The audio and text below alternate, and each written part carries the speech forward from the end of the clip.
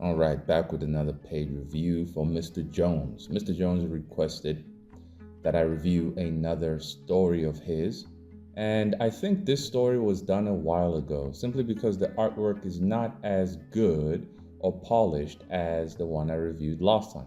Nonetheless, this is still a very good story.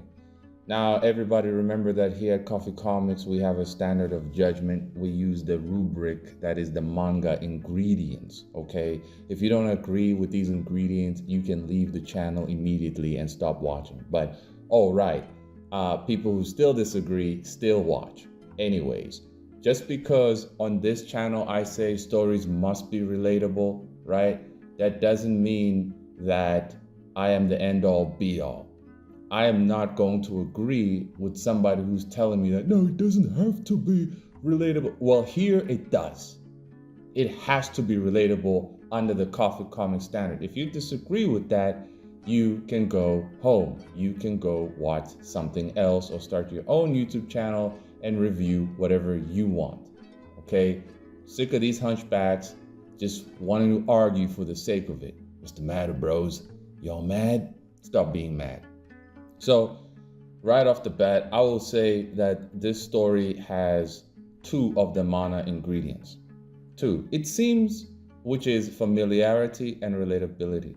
The types of stories that Mr. Jones tells seem to stem from a personal place or something that he has been in deep thought about.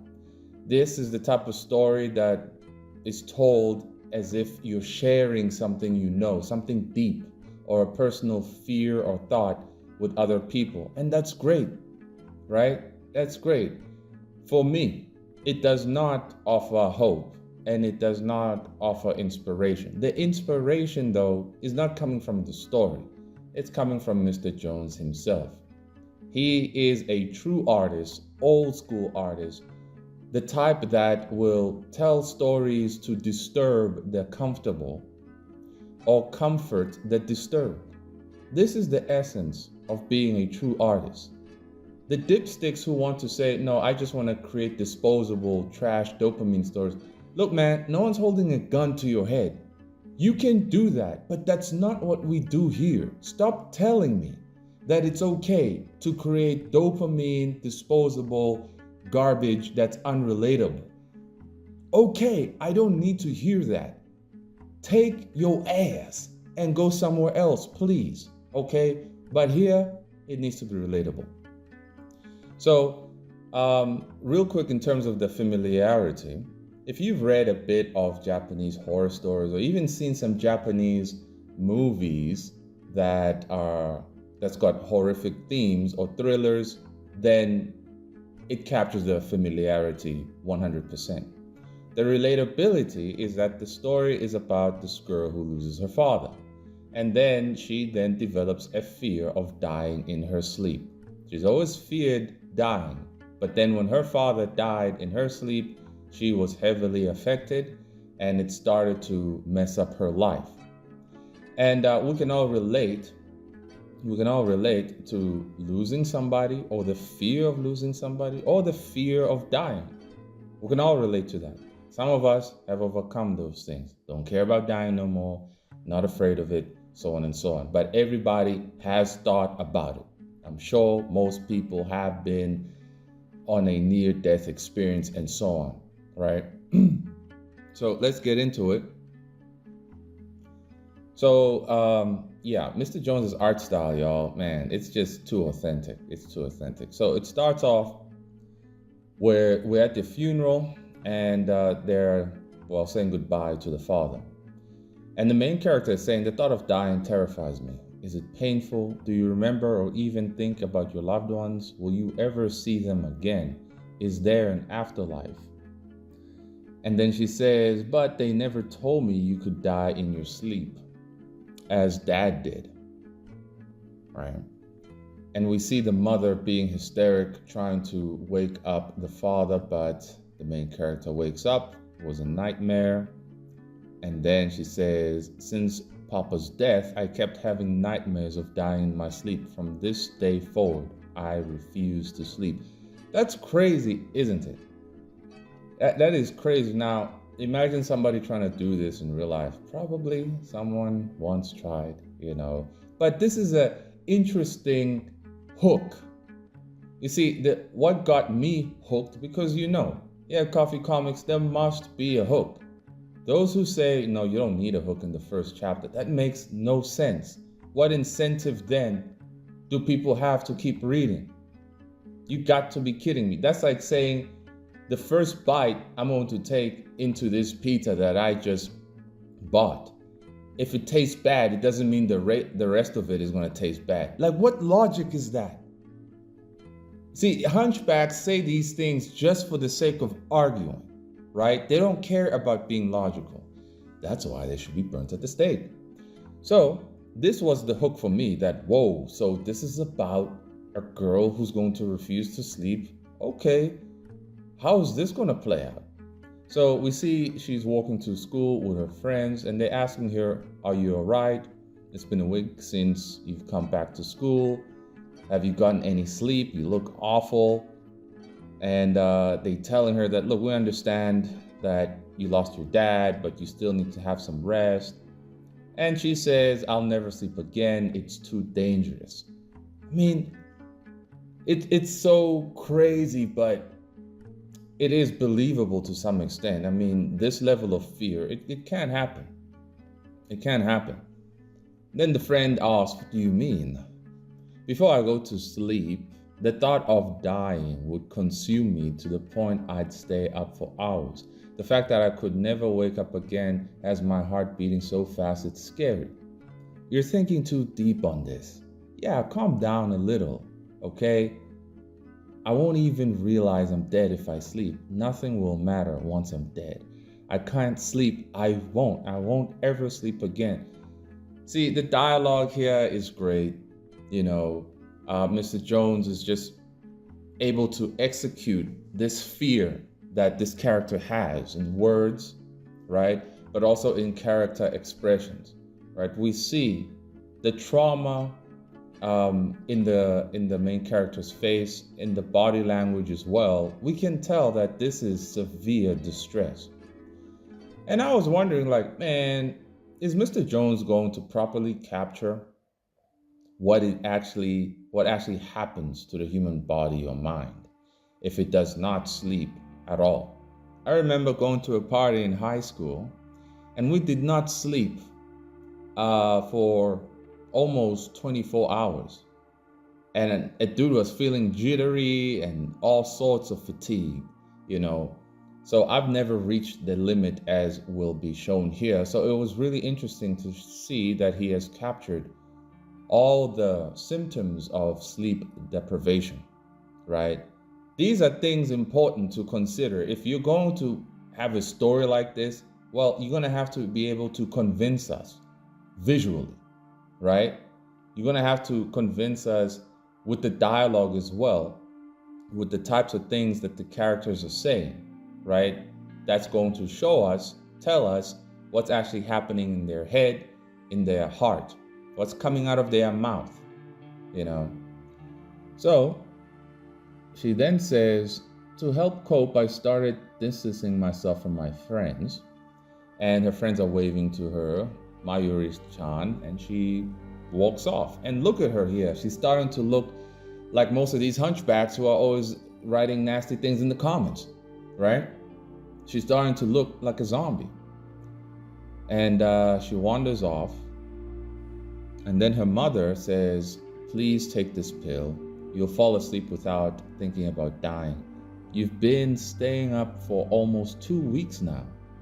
Honey, this really is bad for your health. Are you listening? If I take that and eat, I'll get full and eventually get tired.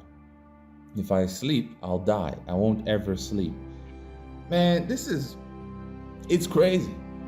See, this manga is not really rooted in the supernatural, right? It's not. It's more like a psychological thriller, but very much so rooted in reality. So it's really simple to get into and to believe because there aren't many supernatural elements. It's just rooted in reality. Its foundation is reality. And so it says it's gotten to the point that I've lost the concept of fatigue. And look at her on this page here. She's starting to hunch over like a hunchback. Like all the dumb bastards in the Discords, always looking forward to another Koffee comics video, hunched over like this and deprived of sleep, right? Looking all sorts of twisted. See, this is what happens when you deprive yourself of sleep. Your body begins to disintegrate. A hunchback and a zombie who has deprived themselves of commitment to their craft to better themselves, right? They are destroying their own soul, right? And they become hunchbacks, they become zombies because you're denying food for your soul.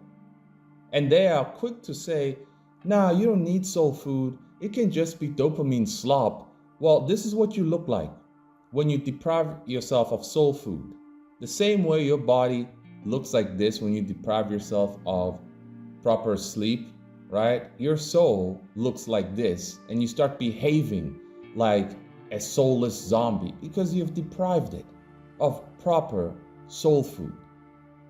That's just how it is. And the only way you can feel better about your miserable situation is to try and argue with those doing what you wish you could do. Arguing with those who are doing what you want to do but are too afraid to do it because of fear. Dear hunchback and zombie, right? You decided to hunch over, right? And sit there and be mad because you are so afraid of failure, so afraid of judgment, so afraid of rejection. And in doing all of that, you have rejected your own soul and become a damn zombie. That is the core foundation and the core roots of the hunchback and the zombie. Just a pitiful, pitiful human being. So we see the two friends again, and they see the main character coming by, and they notice that she's gotten totally worse. And yeah, look at her, man. She's totally drooling all over the place, totally jacked, like the hunchbacks.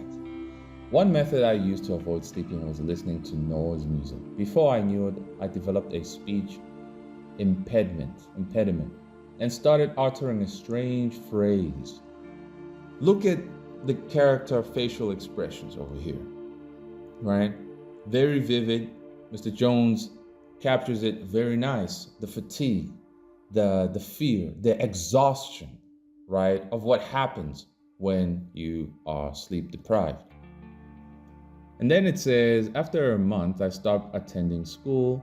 Mom sought out professional help and sent me to the doctor. And the doctor pretty much explains that, okay, so she's suffering from PTSD ever since her father died. Ever since her father died in his sleep, she is traumatized. And each time she falls asleep, her brain sends out strong messages that she will die if she does also. Once again, fear. You know, I will say that the lesson of this story is that have no fear. Have no fear, because look at what fear can do to you. The hunchback who fears being judged, who fears being rejected, who fears being a failure, right? Deprives himself of the edification of his soul through adversity, through commitment, through moving forward. And in doing so, he becomes a hunchback and starts to hate everybody else. He starts to want to hold everybody else down. That's the problem with fear. It does nothing for you. Absolutely nothing. It just destroys you. So, shout outs to Mr. Jones on that. And so they said one solution that the professionals came up with was placing her in an isolated room with sleeping gas. But that still wasn't enough. Eventually, her mother even stopped coming.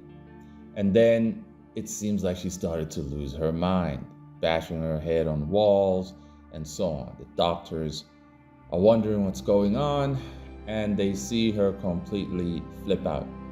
So in this panel here, it looks like she's turning into a vampire or a ghoul.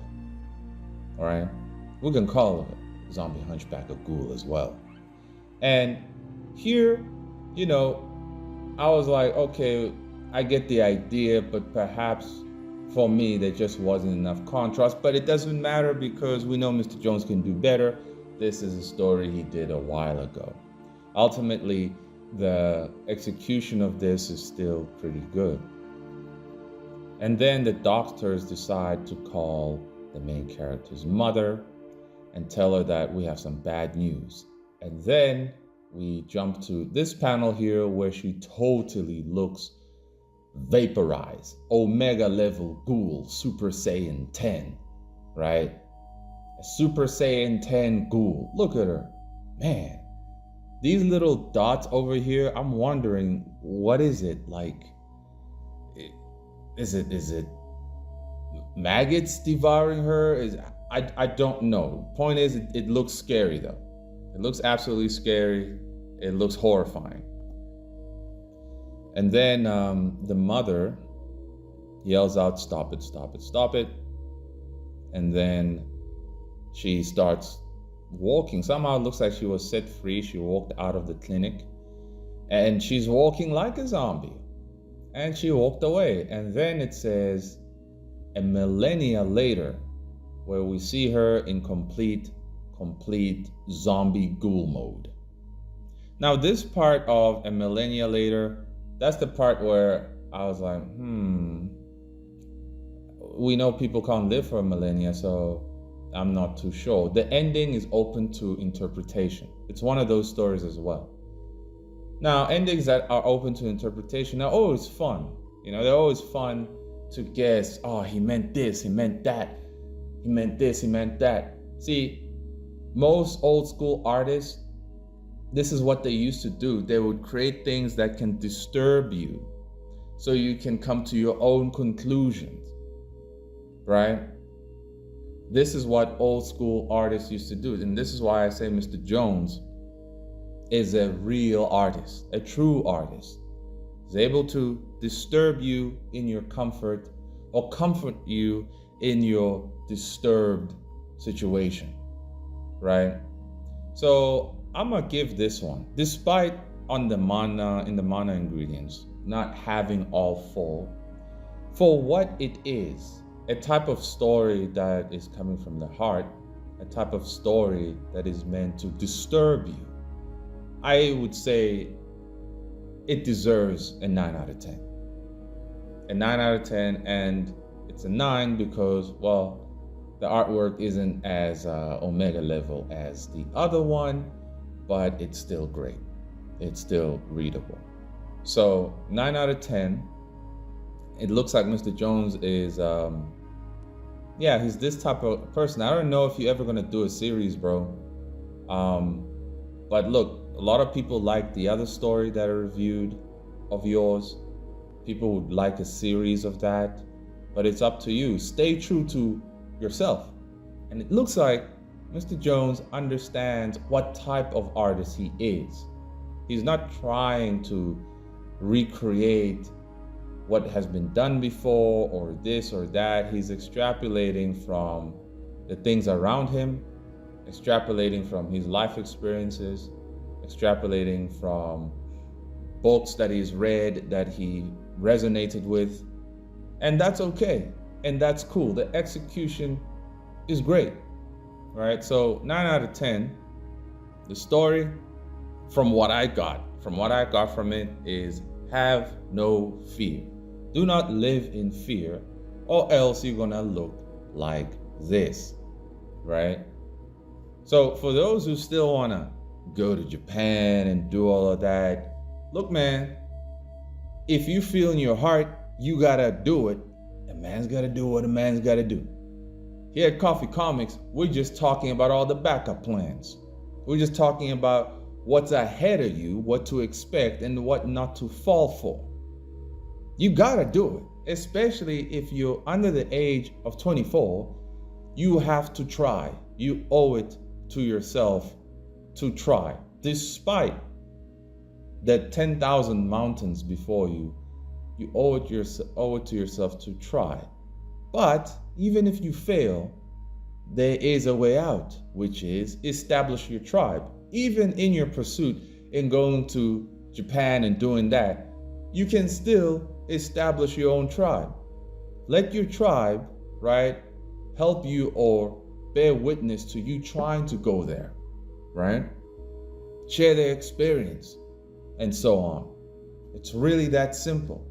It's really that simple. So if you want a review for your manga, it's $20 per chapter, and chapters are ideally 20 pages. So if you want a manga review, whether it is your indie review or your friend's manga or even the mainstream, you can just send a DM and pay through PayPal, right? So well done, Mr. Jones. Another great product you have over here. And I don't know how you guys are going to interpret the ending. Should be interesting to see what people think. But yeah, until next time.